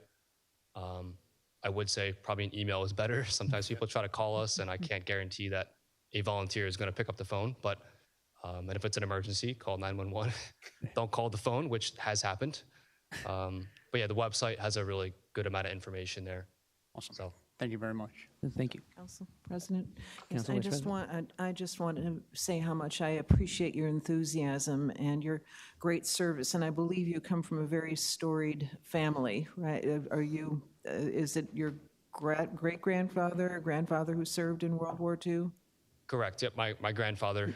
My dad's actually sitting here today. He's also on the ambulance squad as our vice president. Well, you but yeah, come my from- grandfather was a World War II veteran. You got some good cred going for you, and so appreciate your service. You too, sir, and certainly your grandfathers. And thank you for what you do. I just had a follow-up with what Councilman Brescher said. So I know that you said that when you are called, you do not charge, but if JFK is called, they do charge. So is it a draw of the luck as to who's closer? It's completely draw to luck. And Okay. again, a common question, because some people are like, well, how do I get you guys to come out to avoid a bill? Unfortunately, can't happen. Okay. But that's the big reason why we were trying to do everything we can, again, possible to supplement the paid services, because it's only in the benefit of the resident. The more you support us, the more ambulances we can put out, the better chance that we will be there. Okay.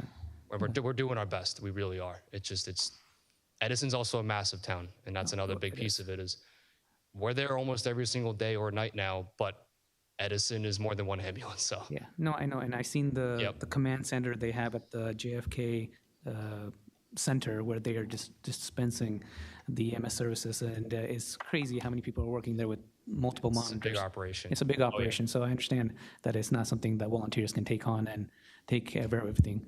But thank you for your service. My wife served as an EMS, and that's when she was my girlfriend. I used to come visit you guys. I was not volunteering, but I wish I did. I think it would have been fun. That's about it for us. Thank you. Cool. No, thank you. Appreciate it. With that, I will take a motion to adjourn. Motion to adjourn? Second? I have a motion from Council Vice President, second by Councilman Patil. All in favor? Aye. This motion, the meeting is adjourned at 9:03.